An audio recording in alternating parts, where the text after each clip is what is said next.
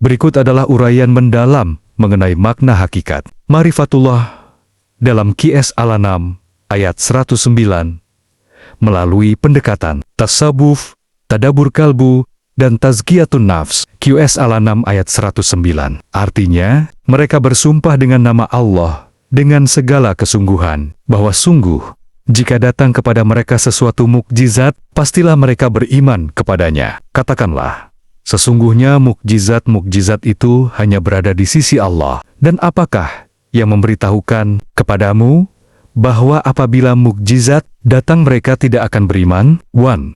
Hakikat Ma'rifatullah, hijab syarat dari nafsu. Dalam pandangan tasawuf, ayat ini menelanjangi sifat dasar nafs jiwa atau ego yang belum dimurnikan. Kaum musyrikin saat itu menuntut bukti fisik mukjizat sebagai syarat untuk beriman. Tadabur kalbu, seorang salik pencari Tuhan yang belum sampai pada makom makrifat seringkali bersumpah atau berjanji kepada Allah dengan syarat, "Ya Allah, jika Engkau berikan aku karamah ini, atau rezeki ini, atau kesembuhan ini, aku akan semakin dekat padamu." Ini adalah bentuk transaksi, bukan penghambaan. Dalam Ma'rifatullah, mengenal Allah, ma'rifat tidak boleh digantungkan pada syarat atau kejadian luar biasa. Allah itu zahir nyata, tanpa perlu pembuktian tambahan bagi hati yang bersih.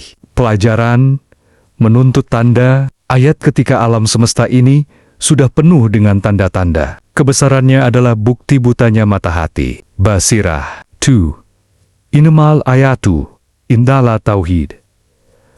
Afal keesaan, perbuatan, potongan ayat, katakanlah, sesungguhnya mukjizat-mukjizat itu hanya berada di sisi Allah, adalah inti dari tauhid dalam bertasawuf. Pendekatan tasawuf. Ayat ini mengajarkan kita untuk mematikan kehendak diri fanau, anil iradah, dan menyadari bahwa segala fenomena, baik itu mukjizat, karamah, atau kejadian sehari-hari, adalah murni hak prerogatif Allah. Seorang arif yang mengenal Allah tidak akan memaksa Allah untuk menampakkan kekuasaannya sesuai keinginan si hamba. Ia tenggelam dalam kesadaran bahwa Allah Maha berkehendak, dan hamba hanya menerima ridha. Hakikat, tanda kebesaran Allah bukan untuk didiktekan oleh manusia, melainkan dianugerahkan oleh Allah kepada siapa yang Dia kehendaki hatinya terbuka. Lanjutan uraian mendalam mengenai makna hakikat Ma'rifatullah dalam QS Al-An'am ayat 109 melalui pendekatan tasawuf, tadabur kalbu, tazkiyatun nafs. Sri, tazkiyatun nafs, membersihkan hati dari penyakit ingkar. Bagian akhir ayat, dan apakah yang memberitahukan kepadamu bahwa apabila mukjizat datang mereka tidak akan beriman, mengisyaratkan bahwa masalahnya bukan pada kurangnya bukti, melainkan pada kotornya hati. Analisis penyakit hati. Hati yang tertutup oleh nafs amarah, nafsu yang menyuruh keburukan dan kesombongan tidak akan bisa melihat kebenaran. Meskipun gunung emas diturunkan di hadapan mereka. Dalam tazkiyatun nafs, kita diajarkan bahwa iman dan ma'rifat itu letaknya di kalbu jantung spiritual, bukan di mata fisik. Jika cermin hati penuh debu dosa dan keduniawian, pantulan cahaya ilahi tidak akan terlihat. Implementasi pembersihan diri dilakukan dengan berhenti mencari alasan atau bukti eksternal untuk taat. Jangan menunggu peristiwa besar untuk bertaubat. Ketaatan yang menunggu bukti adalah ketaatan palsu. Rangkuman tadabur 3 dimensi ma'rifat pada ayat ini. Untuk mencapai ma'rifatullah melalui ayat ini, seorang hamba harus melewati 3 fase kesadaran. Meninggalkan pengaturan tarkut, tadbir. Jangan mengatur Allah dengan berkata, "Jika engkau beri A, aku akan B." Ini adalah adab yang buruk dalam bertuhan. Orang yang makrifat beriman kepada Allah, baik dalam keadaan diberi nikmat tanda, maupun dalam keadaan dicabut nikmatnya, memandang penyebab, bukan sebab syuhudul musabib. Di saat orang awam sibuk meminta ayat keajaiban atau tanda, orang khawas khusus sibuk memandang pemilik ayat Allah. Mereka tidak butuh air berjalan atau orang mati hidup kembali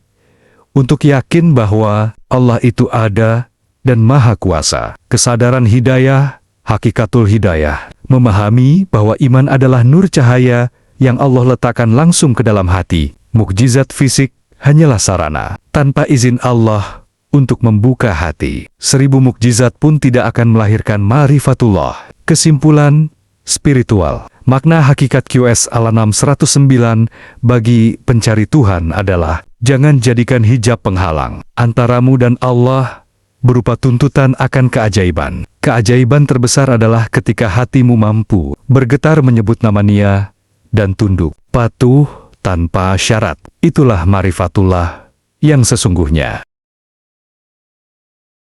Berikut adalah kajian mendalam mengenai QS Al-An'am ayat 110 untuk menyingkap makna hakikat ma'rifatullah dengan pendekatan tasawuf, tadabur kalbu, dan tazkiyatun nafs yang disandarkan pada pandangan dua tokoh besar sufi, Imam Al-Ghazali Hujatul Islam dan Imam Junaid Al-Baghdadi Sayyidut Taifah. QS Al-An'am ayat 110 artinya, dan kami memalingkan hati dan penglihatan mereka seperti mereka belum pernah beriman kepadanya, Al-Quran pada permulaannya, dan kami biarkan mereka bergelimang dalam kesesatannya yang sangat.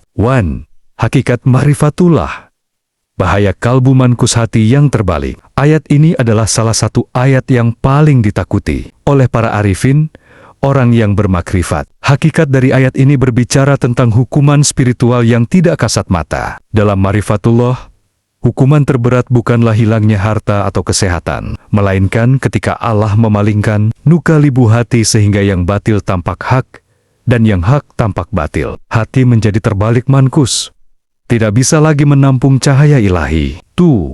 Pendekatan tazkiyatun nafs. Imam Al-Ghazali, fokus, kausalitas dosa, dan cermin hati. Imam Al-Ghazali dalam Ihya Ulumuddin menekankan bahwa hati itu ibarat cermin. Tafsir Al-Ghazali atas ayat ini, kalimat seperti mereka belum pernah beriman kepadanya pada permulaannya, menunjukkan hukum sabab akibat spiritual. Ketika kilatan cahaya hidayah pertama kali datang, bisikan kebaikan, ajakan tobat, namun seorang hamba menolaknya atau menundanya, maka terbentuklah noda hitam ron pada hati. Proses terbaliknya hati, jika penolakan terhadap kebenaran ini dilakukan berulang-ulang, Allah akan menghukumnya dengan memalingkan hati. Mata fisiknya melihat ulama atau kebenaran, tapi mata batinnya basyirah melihat itu sebagai gangguan. Telinganya mendengar azan atau nasihat, tapi hatinya merasa benci. Tadabur dan tazkiyah. Al-Ghazali mengajarkan al-mubadarah bersegera. Jangan pernah menunda detik pertama datangnya ilham kebaikan. Penundaan adalah pintu awal dari terbaliknya hati. Tazkiyahnya adalah dengan segera menyeka debu dosa, melalui tobat sebelum debu itu menjadi karat yang permanen. Lanjutan kajian mendalam mengenai QS Al-An'am ayat 110 untuk menyingkap makna hakikat ma'rifatullah dengan pendekatan tasawuf, tadabur kalbu, dan tazkiyatun nafs. QS Al-An'am ayat 110. Seri, pendekatan hakikat dan tauhid. Imam Junaid Al-Baghdadi, fokus, kekuasaan mutlak, Allah kudrah, dan khauf, rasa takut. Imam Junaid Al-Baghdadi, sebagai pemimpin kaum sufi yang mengedepankan tauhid murni dan ketenangan hati saw, melihat ayat ini sebagai manifestasi kekuasaan mutlak Allah atas hati hambanya. Tafsir Junaid atas ayat ini mengajarkan seorang salik untuk tidak bersandar pada amalnya sendiri, melainkan bersandar pada hifz, penjagaan Allah. Junaid mengajarkan bahwa hati hamba berada di antara dua jari Allah kekuasaannya. Dia membolak-balikan sesuai kehendaknya. Makna ma'rifat. Bagi Junaid, orang yang bermakrifat bukanlah orang yang merasa aman dengan imannya. Justru, ma'rifatullah di sini adalah kesadaran mendalam akan bahaya makar Allah, rencana tersembunyi Allah. Ayat kami biarkan mereka bergelimang dalam kesesatan adalah bentuk istidraj. Tuhan memberi nikmat lahiriah, tapi mencabut nikmat batiniah kedekatan. Sikap spiritual adab. Junaid menekankan sikap iftikar, sangat butuh, dan tadzal, merendahkan diri. Seorang hamba harus terus memohon agar Allah tidak mencabut nikmat iman yang telah diberikan pertama kali. Rasa takut kehilangan Allah adalah bukti pengenalan marifat yang sejati. 4. Sintesis tadabur kalbu. Menjaga kesan pertama, menggabungkan pandangan kedua imam besar tersebut, kita dapat mengambil intisari tadabur untuk diri kita. Merespon ketukan pertama. Ayat ini menyebut awala marah pertama kali. Ini adalah kunci. Seringkali Allah menyapa kita melalui lintasan hati untuk berbuat baik atau meninggalkan maksiat. Itu adalah sapaan kasih sayang Allah. Jika kita abaikan sapaan pertama itu, sapaan kedua mungkin tidak akan terdengar lagi, karena hati sudah dipalingkan. Takut pada su'ul khatimah. Tadabur ayat ini harus melahirkan rasa takut yang produktif. Takutlah jika kenyamanan kita dalam berbuat dosa adalah tanda bahwa Allah sedang membiarkan kita nadharuhum dalam kesesatan yang membuta yamahun. Doa sebagai benteng. Implementasi tazkiyatun nafs dari ayat ini adalah memperbanyak doa yang sering dibaca. Nabi Sallallahu ya muqallibal qulub sabit kolbi ala diinik. Wahai zat yang membolak-balikan hati, tetapkanlah hatiku di atas agamamu. Kesimpulan, hakikat ma'rifatullah dalam QS Al-An'am 110 adalah kesadaran bahwa iman dan hidayah adalah barang pinjaman yang sangat mahal. Menurut Al-Ghazali, kita menjaganya dengan tidak menunda tobat dan tidak menolak kebenaran sekecil apapun. Menurut Imam Junaid, kita menjaganya dengan tidak merasa sombong atas iman kita, melainkan terus bergantung sepenuhnya pada kasih sayang Allah, agar hati tidak dipalingkan.